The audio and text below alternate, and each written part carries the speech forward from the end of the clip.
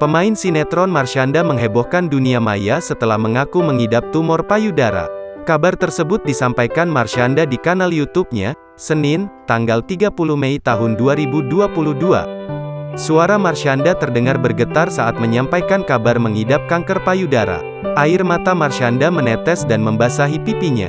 "Ini pertanda untuk terus bahagia sampai gue tahu apa rencana Yang Maha Kuasa dengan ngasih gue tumor payudara," kata Marshanda. Marshanda hanya meminta doa supaya tetap kuat menghadapi kenyataan hidupnya itu. "Doain aja, bagi kalian yang percaya Tuhan, doain gue. Bagi kalian yang tidak percaya Tuhan, kirim aku energi yang baik.